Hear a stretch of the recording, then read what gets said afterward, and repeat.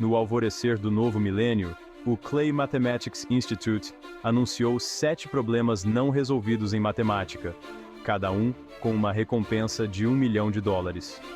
Esses problemas, apelidados de problemas do Prêmio Millennium, representam questões profundas e fundamentais sobre a natureza dos números, espaço, tempo e a própria estrutura do nosso universo. Alguns se preocupam com o fluxo de fluidos, outros com a distribuição de números primos, e ainda outros com os limites computacionais dos computadores. Cada problema é a chave para desbloquear novos reinos de compreensão e inovação tecnológica. O verdadeiro prêmio é o prestígio, o reconhecimento e a emoção de potencialmente decifrar um código que tem intrigado as melhores mentes do mundo por décadas.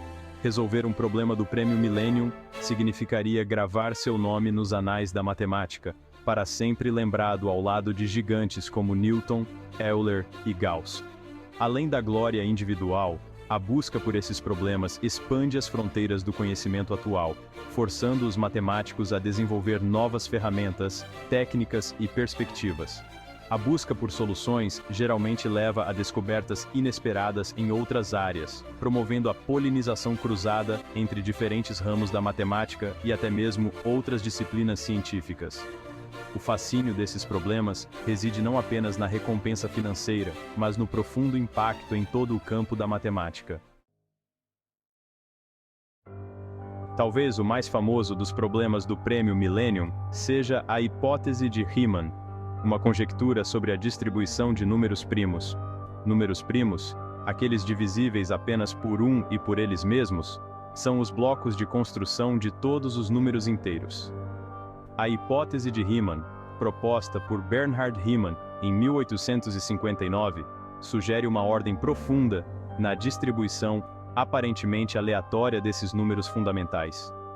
Ele prevê que os zeros de uma função complexa, conhecida como função zeta de Riemann, estão todos em uma linha específica no plano complexo. Se for comprovada como verdadeira, a hipótese de Riemann teria implicações profundas para a teoria dos números, criptografia e nossa compreensão da aleatoriedade. Apesar de extensos testes por computadores que calcularam trilhões de zeros da função zeta de Riemann, uma prova matemática rigorosa permanece indefinível. A hipótese de Riemann permanece um desafio tentador, atraindo matemáticos com sua promessa de profunda beleza e verdades matemáticas profundas. Ela permanece inconquistada, um canto de sereia para as maiores mentes matemáticas do mundo. O problema da existência e intervalo de massa de Young-Mills mergulha no coração da teoria quântica de campos, a estrutura usada para descrever o comportamento de partículas elementares e forças fundamentais. A teoria de Young-Mills, proposta na década de 1950, fornece a base para o modelo padrão da física de partículas. O problema gira em torno de provar a existência de um intervalo de massa na teoria de Young-Mills, crucial para explicar por que as partículas têm massa e por que as forças fundamentais têm as forças que têm. Isso requer uma compreensão profunda da teoria quântica de campos, uma área notoriamente difícil e matematicamente complexa. Resolver esse problema solidificaria as bases do modelo padrão e potencialmente abriria portas para uma nova física além de nossa compreensão atual. O problema do intervalo de massa continua a atrair físicos e matemáticos, que o veem como uma chave para desvendar segredos mais profundos do universo. O problema P versus NP é uma questão fundamental em ciência da computação e teoria da complexidade computacional. Ele pergunta se todo problema cuja solução pode ser verificada rapidamente também pode ser resolvido rapidamente. Em termos mais técnicos, ele pergunta se a classe de complexidade P, que representa problemas resolvíveis em tempo polinomial, é igual à classe de complexidade NP, que representa problemas cujas soluções podem ser verificadas em tempo polinomial. As implicações deste problema vão muito além da ciência da computação teórica. Uma prova de que P é igual a NP teria consequências revolucionárias para campos como criptografia, otimização e inteligência artificial. Isso significaria que muitos problemas atualmente considerados computacionalmente intratáveis poderiam ser resolvidos de forma eficiente, potencialmente levando a avanços em várias áreas. No entanto, a maioria dos cientistas da computação acredita que P não é igual a NP, o que significa que existem problemas cujas soluções podem ser verificadas rapidamente, mas não encontradas rapidamente. O problema P versus NP continua sendo um dos problemas não resolvidos mais importantes em ciência da computação, com implicações que atingem todos os cantos do nosso mundo cada vez mais digital. As equações de Navier-Stokes, desenvolvidas no século XIX, descrevem o movimento de fluidos como água e ar. Essas equações são fundamentais para nossa compreensão de fenômenos, que vão desde o fluxo de sangue em nossas veias até o movimento dos padrões climáticos pelos continentes. O problema do Prêmio Millennium, relacionado às equações de Navier-Stokes, desafia os matemáticos a provar ou refutar a existência e suavidade de soluções em 3 dimensões. A dificuldade em resolver as equações de Navier-Stokes surge de sua natureza não linear, tornando difícil prever o comportamento de longo prazo dos fluxos de fluidos. Resolver o problema do Prêmio Millennium de Navier-Stokes teria implicações significativas para campos como previsão do tempo, projeto de aeronaves e modelagem climática.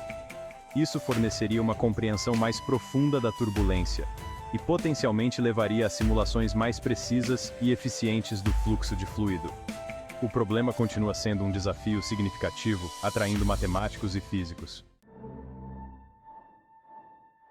A conjectura de Birch e Swinnerton-Dyer investiga o reino das curvas elípticas, que são objetos matemáticos definidos por equações cúbicas específicas. Essas curvas desempenham um papel crucial em várias áreas da matemática, incluindo teoria dos números e criptografia.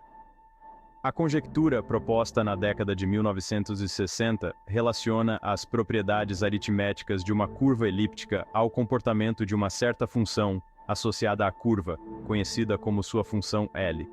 Especificamente, ele prevê que a classificação de uma curva elíptica é igual à ordem de desaparecimento de sua função L em um ponto específico. O progresso na comprovação da conjectura de Birch e Swinnerton-Dyer foi feito, mas uma solução completa permanece indefinível.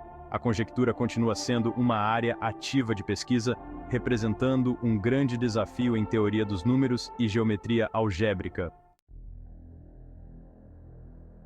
A conjectura de Hodge permanece como um dos problemas mais abstratos e desafiadores da geometria algébrica. Ele lida com a topologia e geometria de variedades algébricas complexas, que são objetos geométricos definidos por equações polinomiais. A conjectura de Hodge postula que certas características geométricas de variedades algébricas complexas, conhecidas como ciclos de Hodge, podem ser representadas por combinações lineares de ciclos algébricos.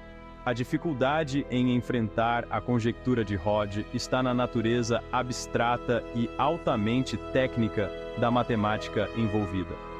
Apesar de sua natureza abstrata, a conjectura de Hodge tem conexões com outras áreas da matemática e física teórica, sugerindo ligações profundas entre campos aparentemente díspares. Embora tenha havido progresso na compreensão de casos específicos e no desenvolvimento de teorias relacionadas, uma prova geral ou refutação da conjectura de Hodge permanece indefinível. É uma prova do poder e da beleza da matemática moderna, convidando os matemáticos a explorar as conexões ocultas entre geometria, topologia e álgebra. Em 2002, o mundo da matemática foi abalado pela notícia de que Grigori Perelman, um matemático russo recluso, havia postado uma prova da conjectura de Poincaré online. A conjectura de Poincaré, proposta por Henri Poincaré em 1904, era uma questão fundamental em topologia, relativa às propriedades dos espaços tridimensionais. A prova de Perelman, que utilizou técnicas de um campo chamado fluxo de Ricci, foi recebida com entusiasmo e ceticismo. A comunidade matemática passou anos verificando cuidadosamente seu trabalho e, em 2006, sua prova foi oficialmente reconhecida como correta. Perelman havia conseguido o que muitos consideravam impossível, resolvendo um dos problemas mais desafiadores da matemática. No entanto, em um movimento sem precedentes, Perelman recusou a medalha Fields e o prêmio de $1 milhão do Clay Mathematics Institute por resolver a conjectura de Poincaré. Sua solução para a conjectura de Poincaré não apenas fez avançar o campo da topologia, mas também inspirou uma nova geração de matemáticos a enfrentar o desconhecido. Os 7 problemas do Prêmio Millennium são faróis da curiosidade e engenhosidade humanas, desafiando-nos a ultrapassar os limites da nossa compreensão do universo e de nós mesmos. Eles representam o poder da matemática para desvendar os segredos da natureza, desde a distribuição de números primos até o fluxo de fluidos, o comportamento de partículas subatômicas e a própria estrutura do espaço-tempo. A busca por esses problemas não se trata apenas de encontrar soluções. É sobre a jornada, a luta e os momentos de insight. Os 7 problemas do Prêmio Millennium nos lembram que mesmo em nossa era de tecnologia avançada, ainda existem mistérios profundos esperando para serem desvendados. Quer esses problemas sejam resolvidos ou não em nossa vida, a busca para entendê-los continuará a impulsionar a inovação e inspirar novas gerações de matemáticos. O fascínio do desconhecido, o desafio do não resolvido, é o que nos impulsiona, lembrando-nos de que as maiores descobertas geralmente estão além do horizonte do nosso conhecimento atual.